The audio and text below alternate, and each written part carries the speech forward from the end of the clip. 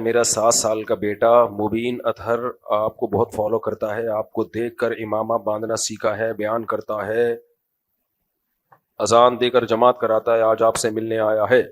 میری خواہش ہے کہ آپ اس کے سر پہ ہاتھ پھیریں۔ ہم لیاقت آباد سے آئے ہیں، کہاں ہیں، کتنے نے؟ ماشاء اللہ، آ جاؤ آ جاؤ، شاباش، اتنا سمجھنا، ماشاء اللہ ماشاء اللہ، اللہ تعالیٰ قبول کرے، ماشاء اللہ، نیک صالح بنائے اللہ، دنیا آخرت کی برکتیں دے، ٹھیک ہے، چلو شاباش۔ میرا نام محمد یوسف ہے اور میرے باپ کا نام، دیکھو یہ مالی معاملات میں نا بہت سیدھا رہنا چاہیے۔ میں نے پتا ہے کیا وصیت نامہ جو لکھا ہوا ہے میں بتاتا رہتا ہوں نا، تاکہ آپ لوگ کو بھی عبرت ہو۔ اب ظاہر ہے میں جب مروں گا تو اتنے پیچھے وارثین ہوں گے، تو ان کو جھگڑے سے بچانے کے لیے، حالانکہ مجھے امید ہے کوئی نہیں جھگڑے گا آپس میں انشاءاللہ، لیکن ہم تو پورا انتظام کریں نا۔ میں نے گھر کی چیزوں کا بھی لکھا ہوا ہے کہ کون سے گھر میں کس کی چیز کس کی ہے، تو اس میں نے لکھا ہوا ہے کہ میرے گھر میں جتنا سامان ہے وہ جو زوجہ اس گھر میں رہ رہی ہے سارا اسی کی ملکیت میں ہے، تاکہ اس میں وراثت کا مسئلہ ہی کھڑا نہ ہو کہ ملکیت میں دے دیا سارا فرنیچر، فریج، چولہے مولے جو بھی ہے۔ اب میں نے کہ قبر میں لے کے جانا ہے، بھائی جس زوجہ کا ہے وہ سارا فرنیچر اسی کا ہے، تو اب میں مروں گا تو بھائی اس میں تو وراثت ہے ہی نہیں ہے، تو گھر والوں کا ہے۔ وہ جب مریں گے تو پھر وہ ٹینشن، وہ میرے مرنے کے بعد جو مرضی ٹینشن ہے میرے اس سے کیا لینے دینا، ہمارے لیے تو الگ سے ٹینشن کھڑی ہوئی ہوگی آخرت میں کہ بخشش ہو جائے، یعنی وہ ٹینشن سے بچنا تو میرے بس میں نہیں ہے نا۔ میں تو یہی کر سکتا ہوں کہ میں جب مروں تو میرے مال میں کوئی جھگڑا نہ ہو۔ تو میں نے بتایا ہوا ہے کہ بھائی جب میں مر جاؤں، وصیت لکھی ہوئی ہے، جب میں مر جاؤں گا تو پہلے سے، مرنے کے بعد نہیں کہ میرے مرنے کے بعد یہ ان کا ہے، پھر یہ نہیں ہوتا، مرنے کے بعد تو پھر وراثت ہے، پھر وصیت باطل ہے ابھی سے۔ تو میں نے کہا میرے جس گھر میں جو بھی گھریلو سامان ہے وہ سارا کا سارا اسی زوجہ کو میں نے ابھی ملکیت میں دے دیا ہے۔ جو زوجہ جس گھر میں رہتی ہے وہ سارا سامان اس کو ابھی، یہ وصیت جائز نہیں ہے کہ میرے مرنے کے بعد وہ اسی زوجہ کا ہے، کیونکہ زوجہ تو وراثت میں حقدار ہوتی ہے، اور جو وراثت جس کو ملتی ہے اس کے لیے وصیت شرعاً باطل ہوتی ہے، اس کے لیے آپ 1 روپے کی بھی وصیت نہیں کر سکتے کہ یہ اس کو دے دیا جائے۔ تو میں نے وصیت کی ہوئی ہے، بھائی میں مر گیا تو پہلے سے میں بتا دوں یہ ساری چیزیں میری ملکیت سے خارج ہیں، جتنی گھر میں چیزیں ہیں وہ سب گھر والوں کی ہیں، سوائے اس کے کہ کوئی پیسے ویسے لاکر میں رکھے ہوئے ہوں یا کہ الماری میں، ایسا نہ وہ سب اٹھا کے ابھی صحیح لے لیں، پتہ چلا میں گھر میں گیا شلوار کی جیب میں ہاتھ ڈالا پیسے ہی نہیں ہے، گھر والوں نے کہا، آپ نے کہا تھا جو کچھ گھر میں ہے وہ سب، تو میری شلوار کی جیب سے جو پیسے یا قمیض کی جیب سے جو، شلوار میں تو جیب نہیں ہے، قمیض کی جیب سے جو پیسے نکلے وہ کس کے ہیں؟ وہ میرے ہیں۔ تو یہ اپنے لیے بھی آسانی رکھو، گھر والوں کے لیے بھی آسانی رکھو بھائی۔ تو یہ سب چیزیں پہلے سے لکھ کے رکھنی چاہیے، ورنہ اتنی کنفیوژن ہوتی ہے، زیور بھی ہے جو بھی کسی کے پاس ایسا نہیں کا ہے بھائی۔ ہاں سر میرے ذاتی کپڑے کس کے ہیں؟ وہ میرے ہیں، تاکہ میں عزت سے پہن تو سکوں نا۔ لوگ بولیں گے بیوی کی پاجامہ پہن کے گھوم رہا ہے، بیوی کی قمیض پہن کے گھوم رہا ہے، وہ پھر کیا عزت؟ ٹوپی جہیز کی ہے، ایسا نہیں ہے، یہ سب جو ذاتی چیزیں ہیں وہ میری ہیں۔ حتیٰ کہ ابھی کیا بتاؤں، زیادہ نہیں فری ہو مجھ سے۔ میرا نام محمد یوسف ہے اور میرے پاپا کا نام محمد وسیم ہے۔ میرے پاپا کو بھی دوسری شادی، پاپا کو کبھی دوسری شادی ابو کا کام ہے کرنا، پاپا دوسری شادی یہ ڈیڈی اور پاپا کا کام نہیں ہے، یہ ابو کا کام ہے، سمجھ رہے ہو؟ یہ دیسی لوگوں کا کام ہے، ڈیڈی پاپا، لیکن بعد ان کے پاپا ہیں، ان کو دوسری شادی کا شوق ہے۔ میری امی اور پاپا کی طلاق ہو گئی تھی، ہم 4 بہن بھائی ہیں۔ میری دوسری امی نے فارسی میں اپنا نام ڈلوایا ہے جبکہ اصل ماں کا نام ہوتا ہے۔ غلط ہے، بالکل حرام کام کیا۔ نہ باپ کی ولدیت چینج کرنے کی اجازت ہے، نہ ماں کا نام چینج کرنے کی اجازت ہے۔ اب ہوا یہ کہ ان کی والدہ کو ڈیورس ہوئی تو جو سوتیلی ماں کا نام ہے فارسی میں اوریجنل ماں کے خانے میں ڈال دیا، گناہ کبیرہ ہے۔ اوریجنل ماں کا نام ہمیشہ رہے گا، اوریجنل باپ کا نام ہمیشہ رہے گا، جبکہ اصل ماں کا نام ہوتا ہے۔ بڑی بہن کی شادی کے لیے فارسی میں سگی ماں کا نام چاہیے ہوتا ہے، تو باپ نے نادرا کی بہت لمبا خط لکھا ہے میرے بھائی، یار یہ تو آپ نے پورا لمبا چوڑا خط لکھ دیا۔ بہرحال نادرا میں نام چینج کروائیں اور جو بھی اس کی قانونی کارروائی ہے پوری کریں، یہ کبیرہ گناہ ہے، جائز نہیں ہے۔ اور جب بہن کی شادی ہو تو بھی اصل والدہ کا نام والے ڈاکومنٹس جمع کرائیں، اس میں جو ممکن ہے، جتنا ممکن ہے کریں۔ مفتی صاحب مجھے آپ سے پوچھنا ہے کہ میرا دل کبھی نماز میں لگتا ہے اور کبھی نہیں، کبھی اچھا کام کرنے کا دل کرتا ہے اور کبھی نہیں۔ یہ انسان کی فطرت ہے، کبھی نماز میں دل لگتا ہے کبھی نہیں لگتا، یہ سب کے ساتھ ہوتا ہے۔ تو یہ دنیا میں کوئی ایسا ترم خان نہیں ہے جو ہر وقت اس کا نماز میں دل لگا رہے، تو سب تو پھر سارے نمازی نہ بن جائیں۔ پھر تو جب دل لگے تو یہ اللہ کی نعمت ہے، نہ لگے تو اللہ کی طرف سے آزمائش ہے، اس میں دگنا ثواب ملے گا۔ تو ان چیزوں میں مت پڑو کہ دل لگ رہا ہے کہ نہیں لگ رہا۔ غلام کا کام ہوتا ہے جو ٹاسک اس کو دیا جائے اس ٹاسک کو وہ پورا کرتا ہے۔ آپ نے مزدور کو لگا دیا کنواں کھود دے. وہ کہہ رہے ہیں سیٹھ صاحب کبھی میرا دل لگتا ہے کنواں کھودنے میں, کل تو میں اتنا مزہ آ رہا تھا کنواں کھودنے میں, آج مزہ نہیں آ رہا. ایک دفعہ تو آپ اس کو تسلی کا جملہ کہو گے ہوتا ہے یار, ہوتا ہے یار. پھر وہ کہہ رہے ہیں اب مزہ آ رہا ہے بہت زیادہ کنواں کھودنے میں. پھر اگلے گھنٹے کہہ رہا ہے پھر میری بوریت سی ہو رہی ہے, دل نہیں لگ رہا. 2-4 دفعہ ایسا کرے گا آپ چماٹ مارو گے رکھ کے. بولے گا انسان کا بچہ بن, کنواں کھود, جو تجھے کام لگایا نا وہ کھود, تیرا دل لگے نہ لگے جو کام ہے اس کو فوکس کر. دفتروں میں بھی ایسا ہی ہوتا ہے, آپ کمپیوٹر کے سامنے آ کے بھیجے باس سے کہہ رہا دل نہیں لگ رہا, 2-4 دفعہ بولے گا باس بولے گا بھائی میرے جو کام تجھے دیا ہوا ہے وہ کرے یار, جو چیک تجھے دیا ہوا ہے کیش کرانے کے لیے جا کے کرا کے آ. اسلام میں مذہب میں آ کے یہ سارے مسائل شروع ہو جاتے ہیں. نماز میں دل لگ رہا ہے, نماز میں دل نہیں لگ رہا, عبادت میں مزہ آ رہا ہے, دعا میں مزہ آ رہا ہے. نہیں بھائی مزہ آئے نہ آئے, آپ نے کام جو اللہ نے ٹاسک دیا اس کو کیا کرنا ہے, پورا کرنا ہے, ایسی کی تیسی. تو یہی تو ہے عبادت. کسی نے اچھا بعض لوگ یہ بھی کہتے ہیں کہ ہمیں تو عادت پڑ گئی ہے نیکی کی, تم یوز ٹو ہو گئے ہیں, اب تو وہ جذبہ ہی نہیں رہا, اب تو نماز کی عادت پڑ گئی ہے. ایک آدمی نے مولانا تھانوی سے کہا مجھے تو نماز کی عادت پڑ گئی, تو عادتاً یہ کام کر رہا ہوں, عادتاً, وہ جذبہ تو ہے نہیں. انہوں نے کہا اگر اچھے کام کی عادت پڑ جائے تو کیا برائی ہے اس میں, صحیح ہے نا, یہ تو خوش ہو یار اچھے کام کی عادت پڑ گئی ہے. لوگوں کو چرس پینے کی عادت پڑ جاتی ہے, شراب پینے کی عادت پڑ جاتی ہے, تجھے نماز کی عادت پڑ گئی ہے, سبحان اللہ. ایک موٹیویشنل اسپیکر ہیں, اچھی باتیں کرتے ہیں, لیکن ایک بات انہوں نے عجیب و غریب کی کہ بچے کو جب آپ کوئی اچھا کام کروا کے انعام دیتے ہو تو بچے کو انعام کی عادت پڑ جاتی ہے اور پھر وہ بغیر لالچ کے کام نہیں کرتا. تو ٹھیک ہے ہمیشہ انعام دینا ٹھیک نہیں ہے, لیکن بچے کو کاموں کی عادت ڈالنے کے لیے نا اگر کوئی انعام دے کے عادت ڈالی جائے تو اس میں کوئی حرج نہیں ہے. عادت پڑنے دو, بھلے لالچ میں ہی پڑ جائے, بھلے لالچ میں ہی پڑ جائے, کیونکہ جب عادت ایک دفعہ پڑ جاتی ہے نا پھر لالچ نہیں بھی ہو تو کرتا ہے آدمی کام. تو عبداللہ ابن مبارک بہت بڑے محدث گزرے ہیں, بہت بڑے بزرگ گزرے ہیں. یہ عربی کے بہت بڑے عالم تھے, عربی زبان کے, شاعری بہت جاندار, محدث فقیہ. تو ان کے والد نے بچپن میں ان کو جو دین کا علم سکھایا ہے نا وہ جنت کی لالچ میں نہیں پیسوں کی لالچ میں سکھایا ہے. ان کو ان کے والد کہا کرتے تھے عربی کا ایک شعر یاد کر لو 1 درہم دوں گا, جیسے 1 روپیہ دوں گا. تو کہتے تھے میں لالچ میں ایک شعر یاد کرتا تھا, 1 روپے ملتا تھا. ایسے پیسوں کی لالچ میں کہتے ہیں میں نے اتنی شاعری عربی کی یاد ہو گئی کہ خود شاعر بن گئے, عربی زبان کے ماستر بن گئے. پہلے زمانے میں تو یہ عربی سیکھے بغیر تو کوئی مانتا ہی نہیں تھا نا. تو خود کہا کرتے تھے تعلمنا العلم لغیر اللہ او کما قال, کہ میں نے علم حاصل کیا غیر اللہ کے لیے, دنیا کے لیے, لیکن جب علم آیا تو اس نے میرے دل سے دنیا نکال دی.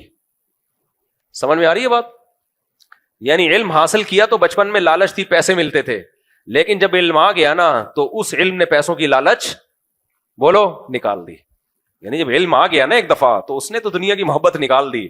تو علم آئے گا تو پیسوں کی لالچ بچے سے خود ہی نکل جائے گی, لیکن آنے تو دو, کسی بھی طرح سے آ جائے بھائی, بھلے پیسوں کی لالچ دے کے آ جائے. بچے جنت کی لالچ میں کم آتے ہیں اور ٹافی کی لالچ میں زیادہ آتے ہیں. ان کو جنت سے سمجھاؤ گے ان کو سمجھ میں نہیں آئے گا. ان کو تو یہی ہے کہ تھوڑا بہت کچھ پیسے ویسے دے کے کسی بھی طریقے سے اچھے کام کی عادت ڈال دو ان کو. اب بہت زیادہ نہ دیا کرو, پھر گٹکے کھانا شروع کر دیتے ہیں وہ. آج ہمارے گارڈ نے اللہ معاف فرمائے اتنی بڑی پان کی پیک تھوکی ہے. ہمارے دوست ہے, وہ نیا فرش بنا ہوا تھا, اس کی چیٹیں وہاں تک گئی. میں نے اس کو کچھ بولا نہیں, میں نے کہا یار تو پان کھاتا ہے؟ کہتے استاد جی کبھی کبھار کھاتا ہوں, لیکن جتنی بڑی پیک تھی نا وہ کبھی کبھار والی لگ نہیں رہی تھی. یار اچھا آدمی ہے لیکن پان کھاتا ہے یار. مجھے آپ سے پوچھنا تھا کہ میرا دل کبھی نماز میں لگتا ہے, یہ ہو گیا میرے بھائی. آئندہ یہ قیامت تک کسی سے نہیں پوچھے گا کہ نماز میں دل لگتا ہے کہ نہیں لگتا. مفتی صاحب آپ نے وزیر اعظم کی تعریف کی فلسطین پر بات کرنے پر, جبکہ انہوں نے 1967 کے مطابق تقسیم پر بات کی اور 2 ریاستی حل پیش کیا جس میں ریاست فلسطین کے ساتھ ناجائز ریاست اسرائیل کو تسلیم کرنا پڑ رہا ہے. جو وزیر اعظم نے بات کی ہے نا وہ فلسطینیوں کا مطالبہ ہے, سمجھ رہے ہو؟ تو مدعی سس گواہ چس بننے کی کوشش نہ کرو. اگر یہ اس طرح سے حل ہو جاتا ہے ان پہ ظلم رک جائے گا اور ان کو بھی ایک آزاد ریاست مل جائے گی. تو یہ تو پہلے فیصلہ ہو چکا تھا, تو یہ some thing is better than nothing. ابھی جو حالات چل رہے ہیں, اچھا جو لوگ مشورے دے رہے ہوتے ہیں نا ان کے بچوں پہ بھوک اور افلاس آئے, پھر ہم پوچھیں گے کہ اب آپ مشورہ دو, آپ کا کیا خیال ہے؟ وہ کہیں گے جس طرح سے جوڑ توڑ کر کے بھائی یہ ظلم ختم ہو ہم راضی ہیں. تو دوسروں پہ جو گزر رہی ہے نا ان کے حقائق کو, گراؤنڈ ریئلٹی کو سامنے رکھ کر فیصلہ کرو. اور اسرائیل کبھی بھی اس حل پہ نہیں آئے گا کیونکہ اس میں اسرائیل کو نقصان ہے. تو اسرائیل یہ اس حل جو ہے نا جو 1967 سے پہلے کا جو اسرائیل تھا وہاں تک چلا جائے, اسرائیل اس کو نہیں مان رہا ہے. تو آپ وہ باتیں کر رہے ہو جو یعنی جو عملی طور پر ممکن ہی نہیں ہے. تو اس لیے وہ بات کرو جو فلسطینیوں کے حق میں ہو. دیکھو میں آپ کو ایک بات بتاؤں, ابھی اس پاکستان میں سیاسی اکھاڑ پچھاڑ چل رہی ہے. جیسے جب عمران خان کوئی اچھا کام کرتا تھا مخالفین نے کیڑے ہی نکالنے تھے کہ نہیں نکالنے تھے, ہر اچھے کام کو گھما پھرا کے غلط قرار دینا تھا. تو ہم نے ہمت کی, ہم نے عمران خان کے اچھے کام کی تعریف کی. تو اب یہ کام موجودہ حکومت کے ساتھ ہو رہا ہے. موجودہ حکومت سے ہمارے بھی درجنوں اختلافات ہیں, لیکن اگر کوئی اچھا کام کرے تو ہمارے پی ٹی آئی کے جو دوست ہیں وہ بیٹھے ہوئے ہیں توپے لے کے. میں کہتا ہوں یہی تقریر عمران خان کرتا تو واہ واہ ہو جاتی, بلے بلے دیکھو کیا زبردست جاندار تقریر کر کے آیا ہے. تو مجھے یہ ایسا لگ رہا ہے کہ یہ ذاتی بغض اور ذاتی انا کا کچھ مسئلہ زیادہ بنا ہوا ہے. تو بھائی بھائی ہم لوگ نیوٹرل ہی رہیں تو اچھا ہے. میں تو یہ بات کر رہا تھا بھائی, ہم نے ہماری پالیسی ہے کہ کوئی بھی اچھا کام کرے گا ہم اس کی اپریشیٹ کریں گے. تو جب عمران خان نے کیا تھا ہم نے سلوٹ کیا, شہباز شریف نے کیا تو ہم اس کو بھی سلوٹ کر رہے ہیں. تو اس نے اچھی بات کی. اب اس پہ کچھ لوگ اعتراضات کر رہے ہیں یہ تو اسرائیل کو اسرائیل کو تسلیم نہیں کر رہے. فلسطین کی باقاعدہ ایک پاورفل ریاست جس میں بیت المقدس کس کے ہاتھ میں ہوگا, فلسطین کے. تبھی اسرائیل اس سجیشن پہ قطعاً راضی نہیں ہے. وہ جو حل پیش کر رہا ہے اس حل میں تو یہ ہے کہ بالکل فلسطینیوں کو نہتا کر دیا جائے. تو اس کے مقابلے میں یہ جو بات کی ہے یہ بہت جاندار بات ہے, اس پہ قوم کو اپریشیٹ کرنا چاہیے. تو اپنے ذاتی اختلافات کو ایک طرف کر کے, سمجھتے ہو کہ نہیں سمجھتے؟ بعض لوگ تو یہاں تک بات کر رہے ہیں کہ یہ اسرائیل کو تسلیم کرنے جا رہے ہیں, اسرائیل کو تسلیم کرنے جا رہے ہیں. ایسا نہیں ہے, پاکستان اسرائیل کو تسلیم کرنے نہیں جا رہا, نہ فوج اسرائیل کو تسلیم کرنے کا کوئی اشارہ دیتی ہے, اور دور دور تک کوئی ارادہ نہیں ہے فوج کا اسرائیل کو تسلیم کرنا. بھائی اسرائیل پاکستان کا اتنا بڑا دشمن ہے ہی اسی لیے. بھارت سے اس نے پاکستان پہ اٹیک کروایا اس لیے کہ اس کو پتا ہے کہ کباب میں جو اس وقت سب سے بڑی ہڈی ہے وہ کون سی ہے, وہ پاکستان ہے. اور پاکستان کے سیاستدان نہیں ہے, فوج ہے. اگر سیاستدان ہوتے, فوج نہ ہوتی تو کچھ نہیں کرنا تھا اس نے, کیونکہ پاور سیاستدانوں کے ہاتھ میں نہیں ہوتی, پاور تو فوج کے ہاتھ میں ہوتی ہے. عراق میں فوجی حکومت تھی, اس نے گرائی نا. اب سیاسی حکومت تو بنا دی اس نے. اب عراق کی ساری پالیسیاں اسرائیل کے حق میں بنا رہے ہیں, بناتا رہے. صدام حسین کباب میں ہڈی بنا ہوا تھا ان کے, صحیح ہے نا. تو اس لیے اسرائیل کے لیے جو اس وقت کباب میں ہڈی ہے وہ پاکستان آرمی ہے, کیونکہ آرمی کا اسرائیلیوں کی بھی ایجنسیاں ہوتی ہیں. اگر آرمی کا تھوڑا سا بھی رجحان ہوتا نا ایجنسیوں, اسرائیلی ایجنسیوں کو پتا ہوتا کہ یہ تسلیم کرنے جا رہے ہیں, پھر انڈیا سے یہ کچھ اٹیک وٹیک نہیں کرواتے وہ. اس لیے میرے بھائی عمران خان سے آپ محبت کریں, عمران خان کو فیور کریں, 100 دفعہ کریں, لیکن یہ نہیں کہ اٹھ پٹانگ آپ جو بھی حکومت کوئی اچھا مثبت کام کرے تو آپ نے بس اس کے اگینسٹ ہی جانا ہے. ڈالر کو اسٹیبل کر لیا ہے فوج نے, ڈالر کو اسٹیبل کر لیا. جس اسپیڈ سے ڈالر تباہ ہو رہا تھا نا, گر رہا تھا, وہ روکا ہے. اسمگلنگ پہ پابندی لگا کے باقاعدہ فوجیوں کی لڑائی ہوئی ہے بارڈر پہ, جو اسمگلنگ ہو کے جا رہا تھا. فوجی شہید ہوئے اس میں بہت زیادہ. تو یہ فوجی جوانوں نے قربانی دی ہے جو ڈالر کو یہاں لا کے روکا ہے, ورنہ ڈالر بے لگام ہو گیا تھا بالکل. کوڑیوں کے یعنی ہماری کرنسی کوڑیوں کے دام ہونے والی تھی جو حالات چل رہے تھے. تو اس لیے بھائی کسی کا کلمہ پڑھنے کی ضرورت نہیں ہے. جو اچھی بات کرے اس کو فیور کرو, جو بری بات کرے اس کو کیا کہو, اس کو غلط کہو, بس ختم. یہ پالیسی رکھو. باقی سیاستدانوں میں تو ہر آدمی کا کوئی ہیرو ہوتا ہے, جو ہیرو ہے اس کو ہیرو رہنا, تو اس کو کس نے منع کیا ہے؟ گورنمنٹ کی طرف سے کوئی پابندی تھوڑی ہے. میرے کتنے لوگ ہیں جو میرے بیان سنتے تھے, مجھے بار بار کہ آپ نے وزیر اعظم شہباز شریف کی اس مسئلے میں تعریف کر دی ہے تو آپ کا بیان سننا چھوڑ دیا ہم نے, آپ بھی 2 ٹکے کے آدمی نکلے. جب میں عمران خان کی تعریف کرتا تھا تو بہت سے لوگوں نے میرا بیان سننا چھوڑ دیا تھا کہ آپ تو یہودی ایجنٹ نکلے. اور اب میں نے میاں شہباز شریف نے جو اچھا کام کیا اس کی تعریف کر دی تو آپ بھی یہودی ایجنٹ نکلے. جو ادھر والے ہیں وہ بھی ہمیں یہودی اور بکاؤ, اور یہ والے بھی بکاؤ, تو 4 آپ جیسے چند لوگ رہ گئے ہیں. ہو سکتا ہے اگلے بیان میں آدھے گھر چلے جائیں. تو نہ اتنی جلدی کسی سے محبت کرو, نہ اتنی ذرا سی باتوں پہ کسی سے بدگمانی کرو. اور علماء کے بارے میں تو ایک بات یاد رکھو, علماء سے آپ دین سیکھنے کے لیے آتے ہو, جائز ناجائز سیکھنے کے لیے آتے ہو. تو میڈیکل سائنس کی وہ کوئی بات کریں, آپ بول دو مفتی صاحب غلط کہہ رہے ہیں. میں اگر بولتا ہوں میڈیکل سائنس یہ کہتی ہے کہ یہ کھانے سے طاقت آتی ہے, آپ بولو مفتی صاحب ہیں, مفتی صاحب نے اس دن جو مسئلہ بتایا تھا نا اوپر والا پورشن بھائی بنائے تو یہ شرعن کیا ہے, یہ ٹھیک ہے. باقی مفتی صاحب نے جو بتایا کہ گوشت کھانے سے مسل بنتے ہیں, جم جانے سے یہ ہوتا ہے, یہ ڈاکٹروں کی فیلڈ ہے, مفتی صاحب سے اس میں غلطی ہوئی ہے, بول دو, کوئی ایسا مسئلہ نہیں ہے. یہ نہیں بولو کہ مفتی صاحب کذاب, دجال, پھینکو, بکاؤ. مفتی صاحب نے جم والوں سے پیسے لیے ہوئے ہیں تاکہ جم کے فضائل سنائیں. مفتی صاحب اس دن کہہ رہے تھے کہ دیسی مرغی کھایا کرو, اصل میں ان کا دیسی مرغی کا بزنس ہے. یہ پھر زیادتی ہو جائے گی. تو اختلاف کر لو, 100 دفعہ کر لو, بھائی ہماری فیلڈ ہی نہیں ہے نا یہ میڈیکل سائنس. اگر بول دوں تو آپ بولو غلط بول دیا, ختم. ہمارے بھی پاس بزرگ ایسے ہیں جنہوں نے کوئی بات کی, ہمارے شیخ حضرت مفتی رشید احمد صاحب, میں ان سے بیعت تھا اور ایسی عقیدت مجھے اب بھی ان سے ہے نا کہ آپ سوچ نہیں سکتے, لیکن وہ میڈیکل سائنس میں ڈاکٹروں کو کہتے تھے یہ الو بنانے کی مشینیں ہیں. اللہ معاف فرمائے. زندگی بھر حضرت نے ایلوپیتھی کوئی دوا نہیں کھائی ہے, زندگی بھر حکیمی دوائیں کھاتے تھے, ہومیوپیتھک اور حکیمی. ایلوپیتھک دوا کے کبھی قریب بھی نہیں پھٹکے وہ. لیکن ہماری رائے یہ ہے کہ یہ ان کی رائے یہ صحیح نہیں تھی, ان سے غلطی ہوئی ہے اس میں. ایلوپیتھک اتنا برا نہیں ہے جتنا ہم اس کو سمجھتے ہیں, بلکہ حکیموں میں فراڈ زیادہ ہے. اور حضرت کی ڈیتھ بھی شوگر سے ہوئی ہے, چیک اپ نہیں کرایا حضرت نے. انہوں نے فرمایا ڈاکٹر کے پاس جانا ہی نہیں ہے, میں گھر میں مروں گا, ہسپتال میں نہیں مروں گا. اور شوگر ہوئی, حضرت مانتے ہی نہیں تھے مجھے شوگر ہے, کیونکہ حکیم آ کے مٹھائیاں کھلا رہے تھے حضرت کو شوگر میں. ہمیں اچھی, مجھے حکیم کا نام بھی پتا ہے, برفیاں کھلا رہے تھے حضرت, مٹھائی نہیں کھاتے تھے. انہوں نے کہا میں علاج بالمثل کروں گا. علاج بالمثل کا مطلب شوگر ہے تو شوگر سے علاج کروں گا. حضرت مٹھائی نہیں کھا رہے, حضرت کو جلیبیاں کھلا رہے وہ حکیم.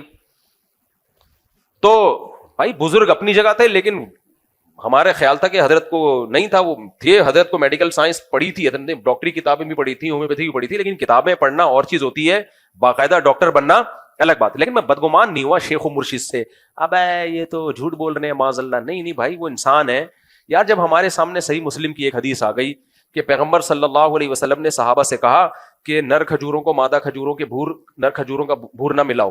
صحابہ نے نہیں ملایا, پیداوار کم ہو گئی, کھجوروں کی پیداوار کیا ہو گئی, کم.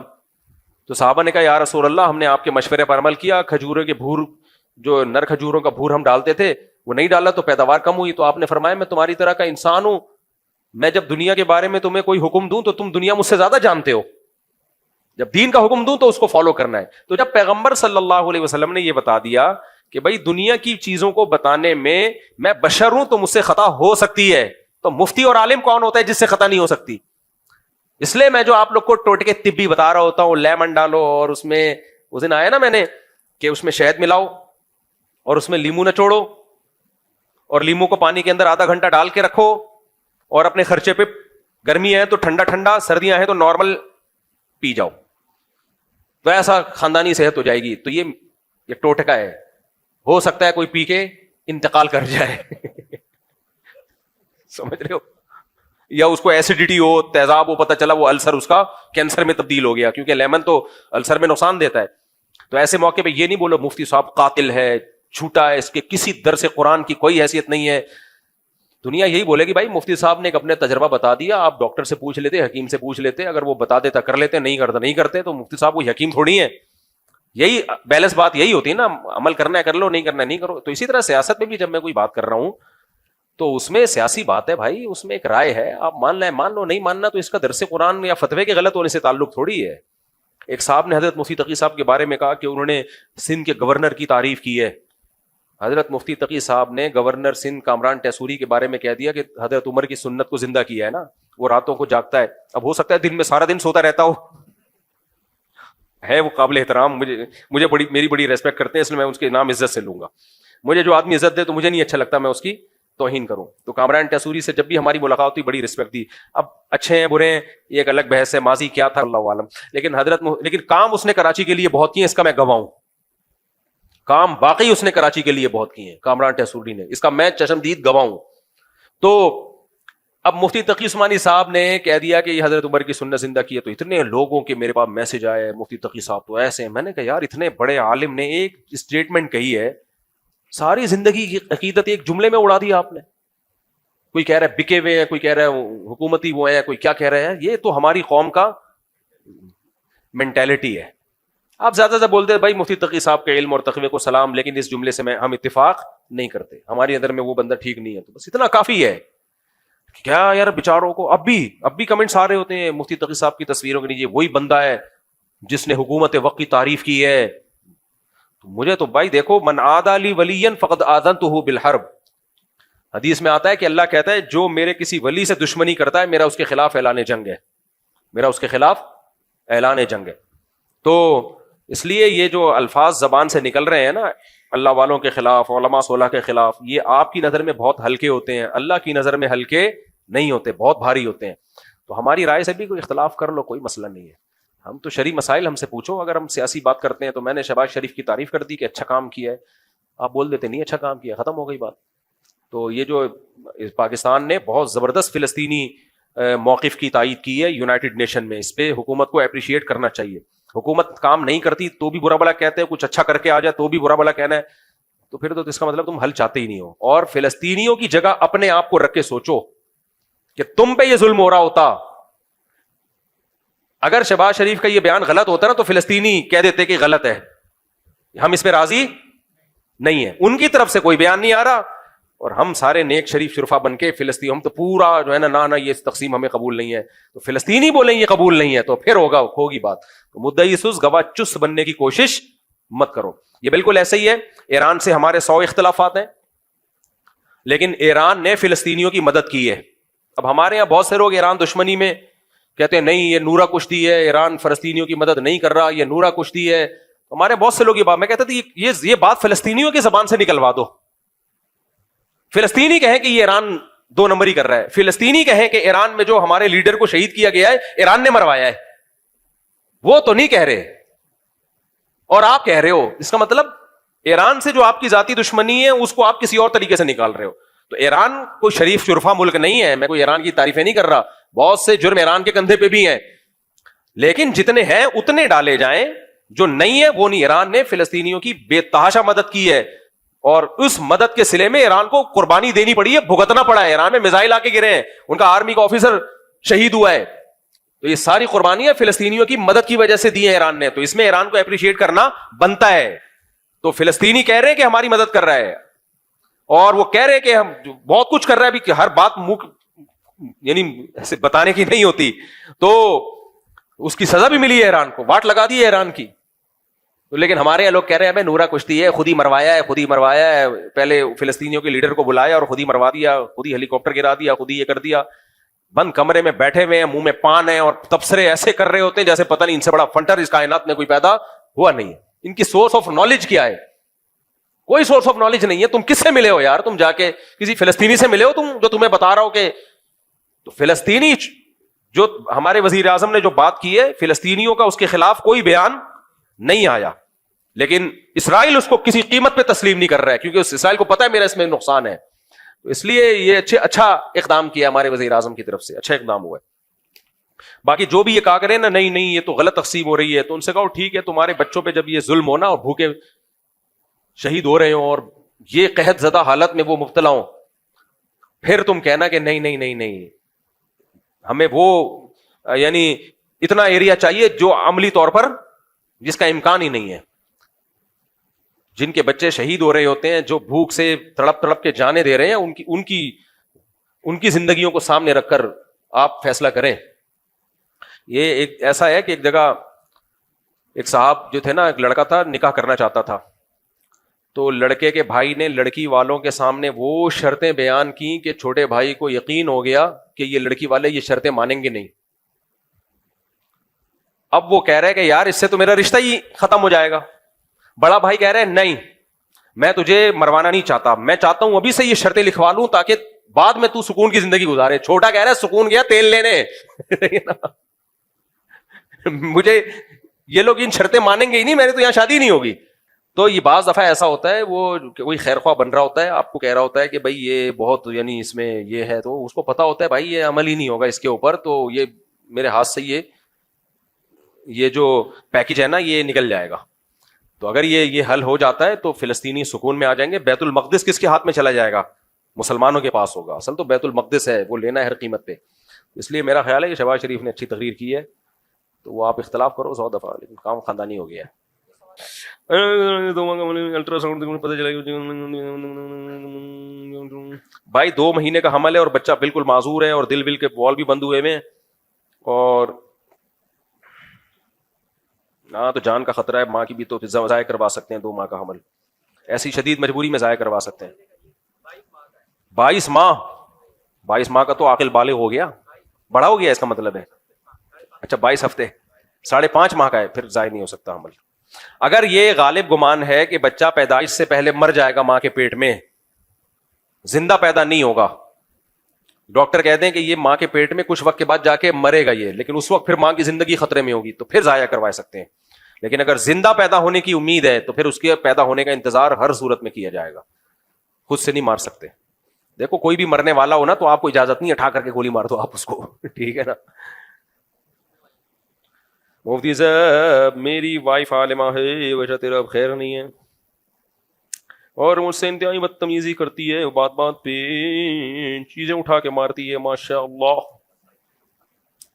حدیث بتاتا ہوں تو کہتی ہے کہ وہ بولتی ہے کہ حدیث اپنے پاس رکھو. استغفر اللہ، یہ تو کفریہ جملہ ہے بھائی، اس طرح حدیث کا مذاق اڑانا. دیکھو علم الگ چیز ہے، اخلاق اور تربیت الگ چیز ہے.